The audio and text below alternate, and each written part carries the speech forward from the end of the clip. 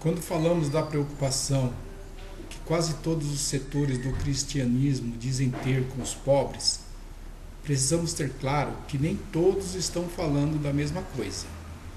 Eu penso que, neste assunto, pelo menos 3 pontos diferenciam o cristianismo de libertação de outras formas de conceber e viver o cristianismo.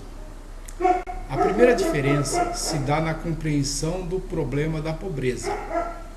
Para o cristianismo de libertação, a pobreza não é uma questão meramente pessoal ou conjuntural, mas é um problema estrutural, resultado da própria estrutura econômico-social na qual vivemos.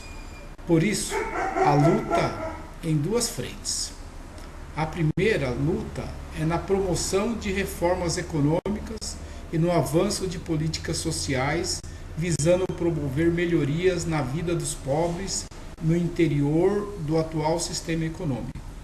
A segunda reside nas lutas políticas e sociais, em âmbitos regional, nacional e mundial, visando mudanças significativas na estrutura do atual sistema capitalista global, pois crê que sem essas mudanças estruturais não é possível a superação da atual situação de gritante exclusão social de uma grande parcela da população mundial. A segunda diferença se dá na compreensão do papel dos pobres. Há setores importantes do cristianismo preocupados com problemas da pobreza que veem os pobres apenas como beneficiários passivos, objeto da ação por parte das igrejas e dos cristãos. O cristianismo de libertação, por sua vez, se soma àqueles grupos que veem os pobres como sujeitos participantes da mesma luta. Nesta caminhada não deve haver nós e eles, mas sim um único e mesmo Espírito que nos move todos juntos em busca da liberdade e libertação. O que está em jogo não é somente um problema econômico, material, mas também a afirmação da dignidade humana deles e de todas as pessoas que se juntam solidariamente à luta. É na experiência de assumir e fazer parte desta luta que a dignidade humana é afirmada, e podemos experienciar a presença do Espírito do ressuscitado entre nós. A terceira diferença se dá na relação entre a fé cristã e a preocupação ou luta social. Para muitos, a ação social é ou deve ser uma aplicação da fé e das doutrinas religiosas no campo social.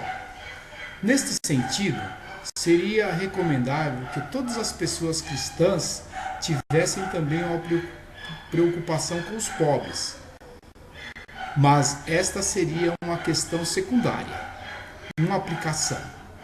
O mais importante, o essencial, seria a adesão pessoal à pessoa de Jesus Cristo. Além da separação entre os âmbitos pessoal e social, haveria também uma distinção entre a fé, espiritualidade e o compromisso social.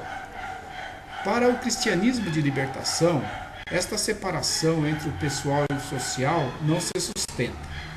Assim como não é possível realmente aderir pessoalmente à pessoa de Jesus Cristo, sem ao mesmo tempo assumir uma postura social em favor dos pobres. A opção pessoal pela defesa da vida dos pobres não é uma mera aplicação facultativa da fé, mas uma parte essencial dela. Para desenvolver melhor esta ideia, quero comentar aqui rapidamente um dos pilares da tradição bíblica e do próprio cristianismo, os 10 mandamentos. Eu vou tomar a versão do livro do Deuteronômio, na forma organizada pela Igreja Católica.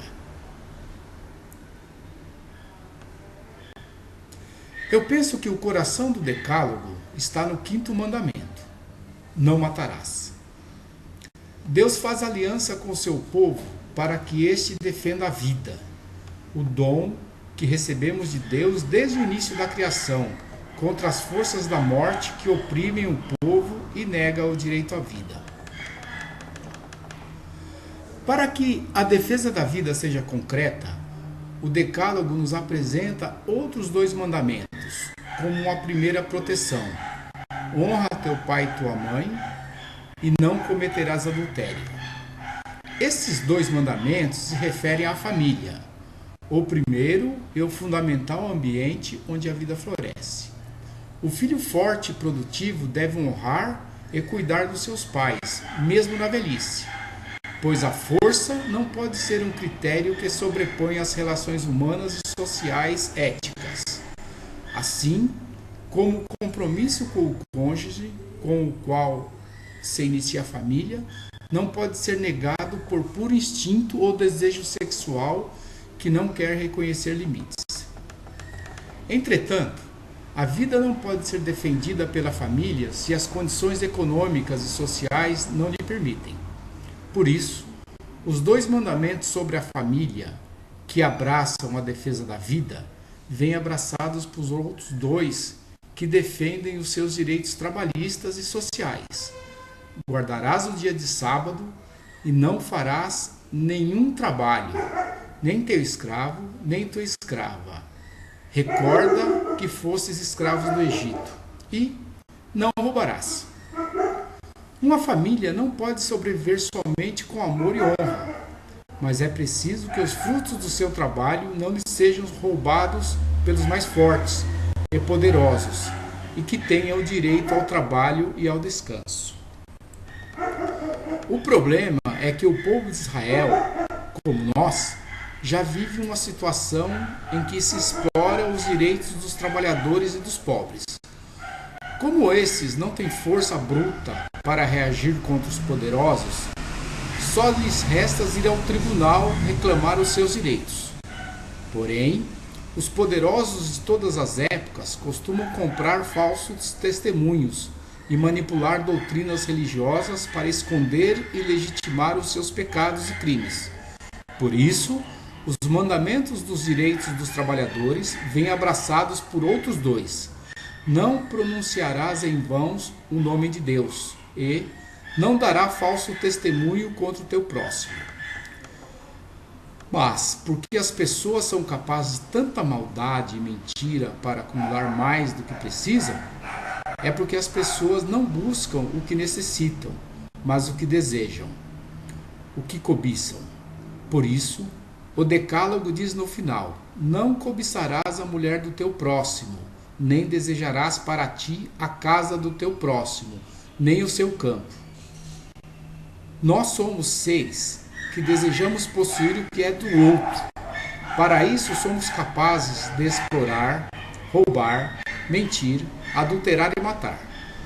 Para mudar isso é preciso uma conversão espiritual no mais fundo do nosso ser. Esta é a razão porque o outro mandamento que possibilita o abraço é: eu sou o Javé teu Deus, aquele que te fez sair da terra do Egito, da casa da escravidão. Não terás outros deuses diante de mim. Para o cristianismo de libertação, não há separação entre a espiritualidade, a defesa da família, a luta pelos direitos econômicos e sociais dos trabalhadores e dos pobres, a afirmação da verdade e a luta contra a idolatria e manipulação religiosa. Afinal, não podemos viver a nossa fé sem defender a vida, o maior dom que recebemos, sem lutar em todos os campos que, de modo interligados e interdependentes, afetam nossas vidas.